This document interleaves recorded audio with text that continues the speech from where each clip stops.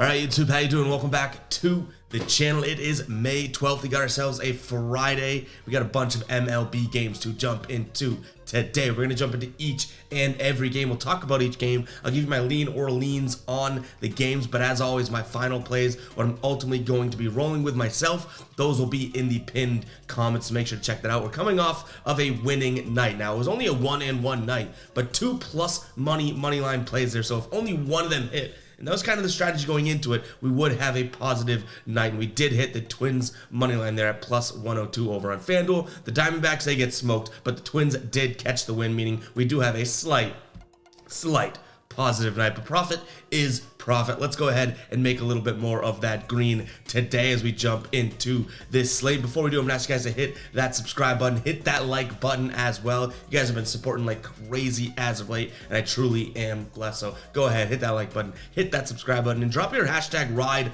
of the day in the comments. Nothing really tickled my fancy yesterday, so we didn't ride with anyone, but what we normally do is have hashtag ride of the day in the comments, and I pick someone to jump on board with. So make sure you use that hashtag ride of the day. And we're starting today off with a series in which I don't necessarily love here. We're looking at Miami taking on the Reds. The Reds are coming off of a nice win against New York a couple days ago, or yesterday actually, I believe, 5-0. They won 2 of 3 in that series. Miami's coming off of 2 straight wins, beating Arizona 6-2 and 5-4 a couple days back. On the mound for Miami today is going to be, actually we don't have a pitcher on the mound for them just yet. Ashcraft is on the mound for the Reds. He's 2-1 with a 3.82 ERA. Like I said, I don't love this series or this matchup overall, and we don't necessarily know who the Marlins are trotting out there to start the game. They are minus 145 on the money line. Total is sitting at 7.5 runs right now.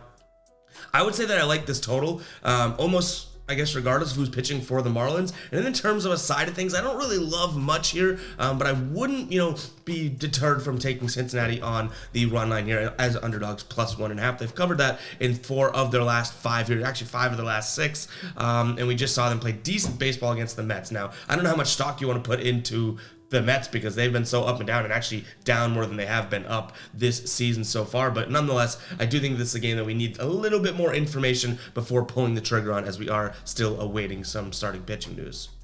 Next game, we have Detroit taking on Seattle. Detroit underdogs in this one, but not by all that much. They're plus 110 on the money line at home here. Total is sitting at 8.5 runs. Detroit has won 7 of their last 9 games. Seattle's won 7 of their last 3, but they've been a little rocky in the last, or 7 of their last 10, 7-3 in their last 10. They've been a little rocky in their last 3 years. They've lost 2 of their last 3.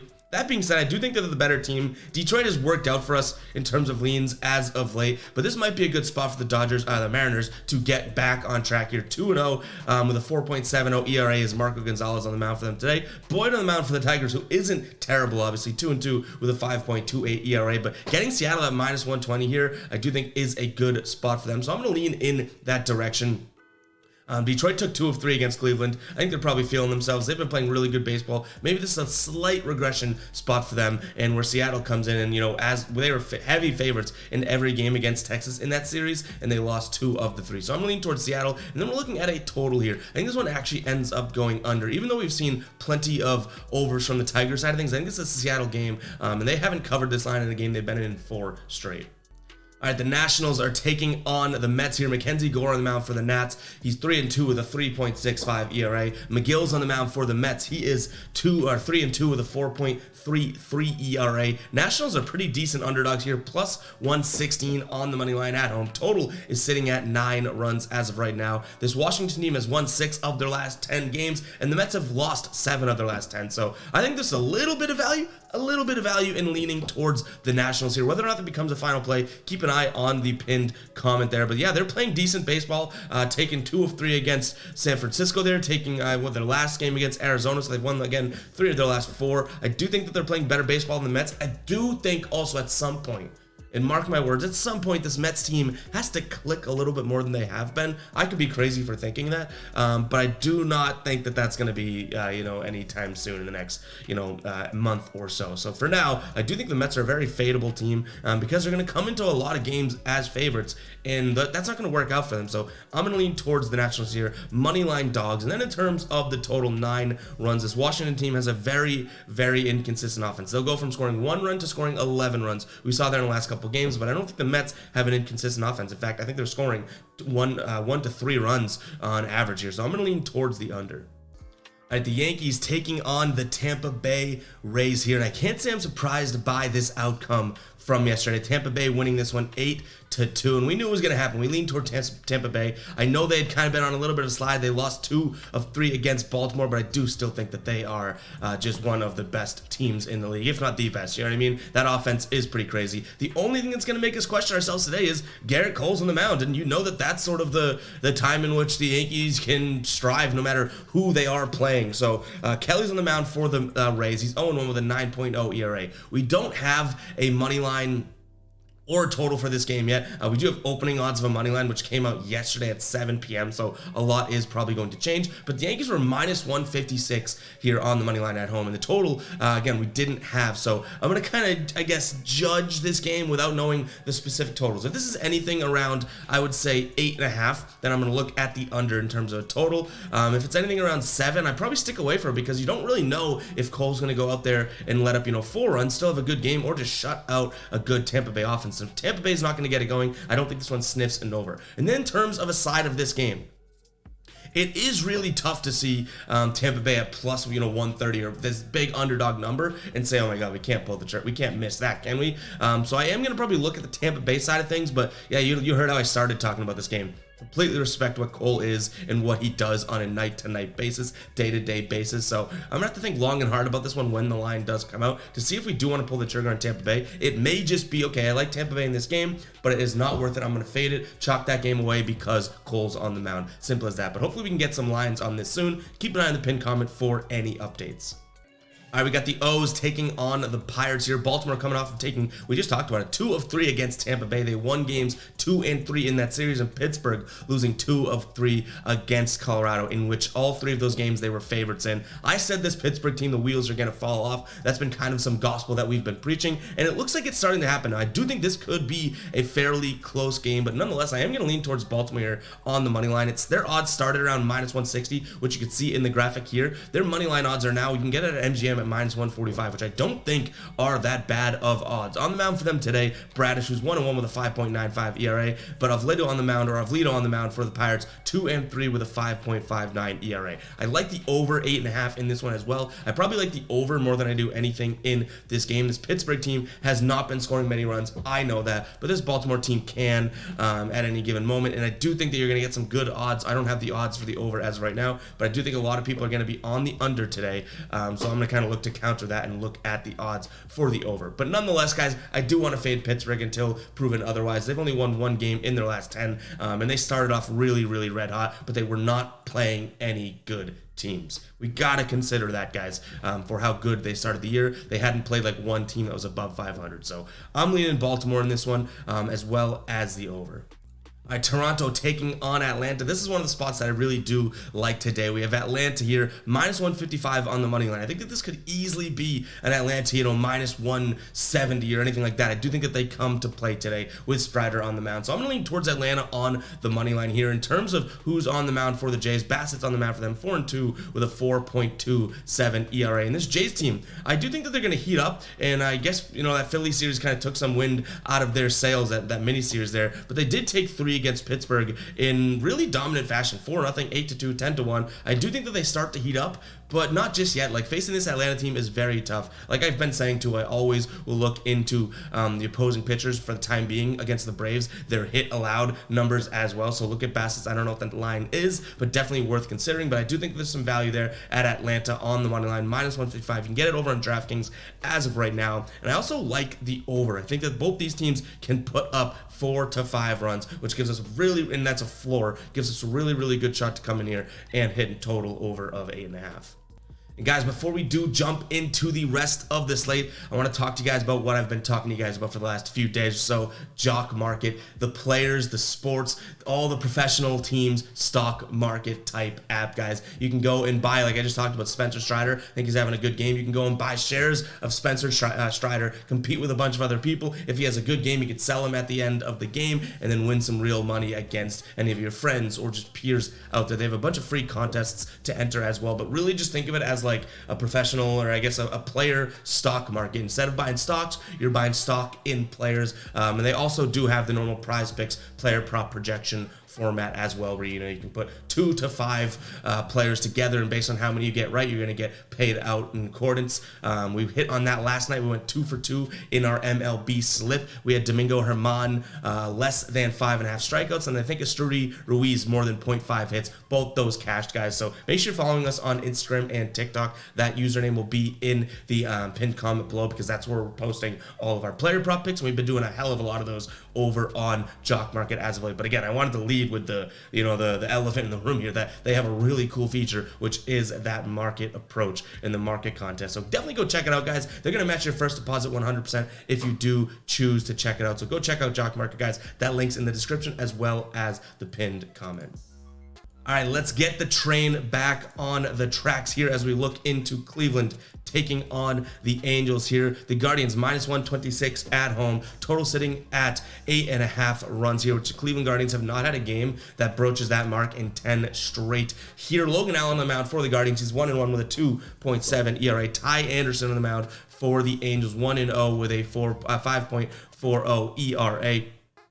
LA coming off of losing 2 of 3 against the Houston Astros, in which they were, underdogs for 2 of those games. The one that they win, they weren't underdogs, so give them credit where it's due. And then Cleveland coming off of losing 2 of 3 against Detroit. You have 2 teams that I would say, the series before probably looked and felt pretty good, right? Like Cleveland beat Minnesota before, and I don't think I saw that coming, really. And then LA coming out looking decent against where they sweep St. Louis. They do drop a couple against Texas, but they probably were feeling themselves a little bit more than they were. And both these teams have to be somewhat in the dumps now. So I'm just going to lean towards the home team here. Cleveland -124 actually over on FanDuel. I know a lot of people like this Angels team because of the stars they have and whatnot, kind of like I wouldn't say a fan favorite team, but how can you not love Shohei Ohtani? Obviously Trout as well, but I do think that there's going to be a little bit of like overhype anytime that you see a new series with the Angels, because everyone wants them to be good. So I'm kind of looking at it from that personal approach, and I do lean towards Cleveland here, but I don't really love this spot for them today. And yeah, we got a comment yesterday being like, all you say in your videos is, I don't love this spot, but we're going to roll with this. It's like, literally, I tell you in the beginning of the video, I'm going to give you all my leans on the games. I'm not going to tell you I love Cleveland today if I don't love Cleveland today. So if I say I don't love this spot, but we're still going to lean towards Cleveland, literally the definition of a lean. Pay attention, follow directions, kids. But again, in terms of the total, we're looking at the under, just because I don't think Cleveland is going to carry their weight, but I do think the Angels could kind of pace right with them there. So this could easily be a 4-3 win by Cleveland or 3-2 win by Cleveland. All right, Red Sox taking on the Cardinals. James Paxton actually starting for the Red Sox today, and Adam Wainwright on the mound for the Cardinals. The Red Sox are -110 here at home. On the season, they are 22-16. They've actually been playing decent baseball, winning 8 of their last 10 games. Not the easiest of series they're coming off of against Atlanta there. They won the last game, but they lose games 1, and then it was a game 3 against Philly. They lose as well. So they've had a couple tough opponents here, but they did take 2 of 3 against Philly in that greater series. I'm going to lean towards the Red Sox again. We don't know necessarily what we're going to get from Paxton, I can admit that, but I do think the odds here are good. This St. Louis team had one good series. They are one good 4-game stretch here. Where they go and beat Detroit, Chicago, and Chicago, if I'm not mistaken. Actually, no, they only won 3 games in a row. So this St. Louis team, you still got to prove a little bit more to me before I can back St. Louis, especially with Wainwright on the mound here too. 7-point-something ERA out there. So this is a little bit of a flyer here because we don't know what we're going to get from Paxton, but I do like the odds for the Red Sox and that offense to be able to carry them regardless. So I'm leaning towards the Red Sox, and in terms of a total, 10.5 runs. I think this Red Sox team is going to put up plenty of runs, but I don't know how confident I am in the Cardinals offense here. They have, I'll give them the credit, they have actually had a decent little stretch here in their last, in their last 4 games. They've put up 12 runs, 6 runs, 4 runs. Like, yes, they've put up some decent runs, but again, we don't know what we're going to get from pitching. Like, what if Paxton goes out there and just absolutely deals? You know what I mean? So we don't necessarily know what that's happening. He hasn't pitched since, or hasn't started since, what, 2021? So I guess I'm going to lean towards the over just on the account of there could be some sloppiness there, but I don't know if that becomes a final play. I feel like there's a lot of outliers there for us to make a smart bet. All right, the White Sox taking on the Astros. Michael Kopech on the mound for the White Sox, 1-3 with a 5.97 ERA. France on the mound for the Astros, 0-0 with a 0.0 ERA. That seems like it was a waste of breath for me to dive into and say there. He last pitched on, I think he's pitched this season once, no earned runs, which is a good thing. He pitched 5 innings. I don't have the exact date, but I think it was probably like last week or something, maybe 2 weeks ago. Michael Kopech actually has looked decent in his last 2 starts. He did get the wins here, or 1 win in his last decision. The White Sox did come through with a bunch of runs. I believe, if I'm not mistaken, that was when they put up 17 runs against Cincinnati there. I do think maybe he's starting to feel himself. Maybe, Chicago's starting to feel themselves a little bit as well. Not for any other reason other than the fact that, or in terms of what we're taking here, I wouldn't take this for any other reason other than the fact that we are looking at plus 130 here at home. I don't like this spot. In fact, if you were to tell me the Astros is a game for them all day long, fine, I don't think I'd argue it, but I do think that the value's there. This Astros team, though they had made us money last series against LA, we took them 2 times. They won 2 out of those 3. We hit them both. I will say that they aren't there yet. They're still missing some pieces. They're still a little bit injured. For them to be minus 144 on the road coming in to a new ballpark here, I just don't totally think that's the smartest spot. So process of elimination, I'm going to lean towards the moneyline dogs here at home and look at Chicago plus 130. And then we have a total of 8.5 runs. I do like the over in this one as well. I don't think that you're going to see JP France, pitch 5 innings of 0-run baseball again. And Michael Kopech can get teed off on at any given moment. So I like the over probably here more than I do a side, but I am going to lean for the plus money on the money line side of things for Chicago. All right, Milwaukee taking on Kansas City here. Milwaukee 20-17 on the season. Burns on the mound for them. He's 3-2 with a 3.86 ERA. Josh Taylor on the mound for the Royals. No decisions yet, but a 6.55 ERA. Really can't consider money line here. Brewers are minus 240 across all sportsbooks pretty much on the money line, so you can't really look at that. I don't trust Kansas City to be able to compete with this Brewers team, so though I don't love them on the money line, the run line here, I do think Milwaukee is a far better ball club than Kansas City, and they're coming off of 2 bad losses against the Angels there, so I expect them to come in here at least in game 1 with a little bit of fire at home and kind of plow Kansas City into the next dimension. So I'm going to lean towards Milwaukee minus 1.5. It's unfortunate where the odds are, but it makes a lot of sense. This Kansas City team stinks. We all know that. Then we're looking at a total of 8.5 runs. I think that if Milwaukee puts up a bunch of runs and Kansas City can come out there and put up 3 to 4 runs and Milwaukee, scores 8, 9, that type of thing, I think we walk away with an easy over cash. All right, Minnesota taking on the Chicago Cubs. Minnesota get the win for us yesterday. That was our only win of yesterday. It was a plus money win in their last game against San Diego. Here, Chicago coming off of losing 2 of 3 against St. Louis. Now, the only thing I'll say, and they did cash for us too, so both these teams cashed for us last time they played here. They did have a pretty right the wrong type game. 10-4 win with Justin Steele on the mound. He went 6 innings in their last game against St. Louis there and get that win. So it does inspire me a little bit with Chicago here, but I just think that this Minnesota team, something about them right now, they're playing good baseball. Those last 2 games against San Diego looking good, and before that they were playing good baseball. They went on that rough stretch where we talked about it already. They got swept by Cleveland, right? Or lost 2 out of 3 by Cleveland. Then they lost 2 of 3 against Chicago. That's like an abnormal run for them. You know what I mean? So that's 6 games in which they only pulled together 2 wins. I don't think that that's the norm. They have Sonny Gray on the mound today as well, 4-0 with a 1.35 ERA, and I'm not going to knock Drew Smyly. He's having a decent year, 3.05 ERA with a 3-1 season. I just think this is a very good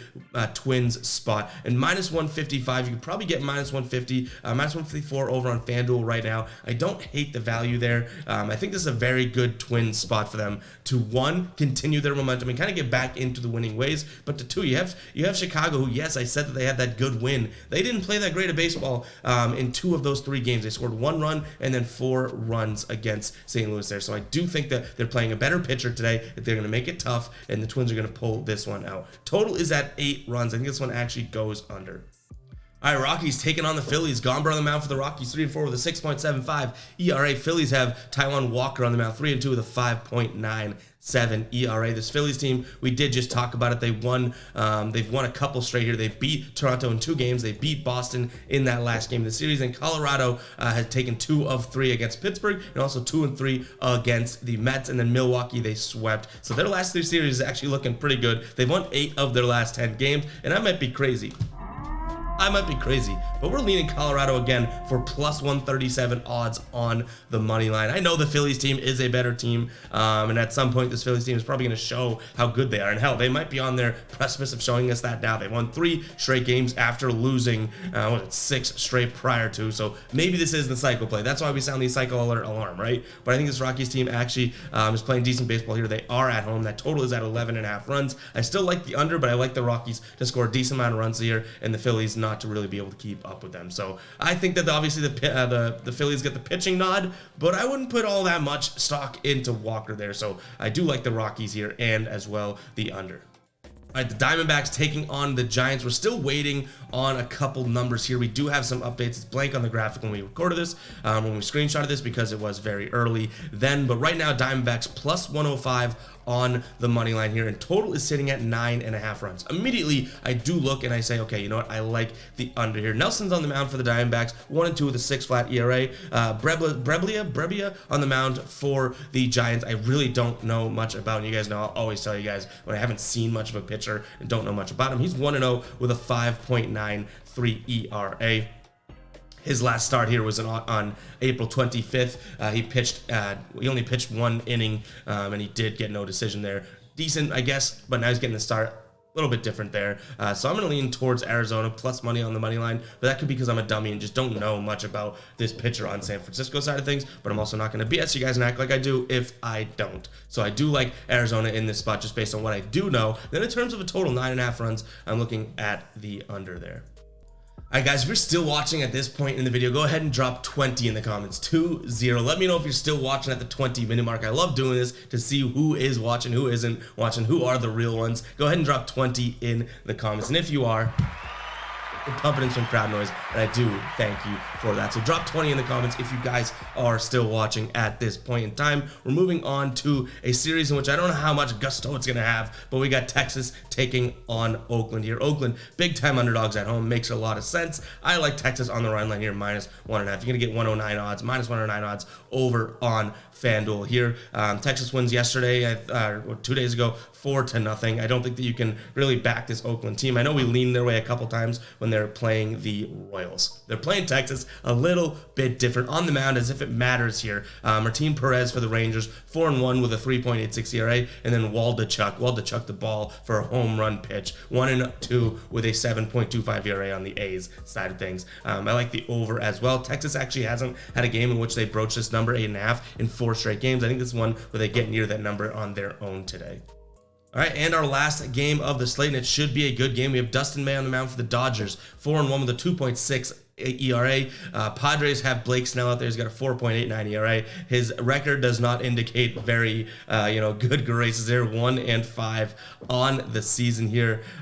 This is this should be a pretty good game. Obviously, rivalry here. We have LA taking 2 of 3 just about a week ago when they did play, and LA started to heat up. They're 8-2 in their last 10 games. I'm going to back them yet again. I think minus 142 is completely fair odds, but what I don't hate is San Diego on the run line. I think that these two teams are always going to play each other tough, and I like the fact that you can maybe tween this one, in between there. You get LA on the money line, but also San Diego plus 1.5, and if this game ends up anything like the games that we played prior, or that they played prior to, very close games. Even the 5-2 games, I think 2 5-2 games in that last series, very, very close games.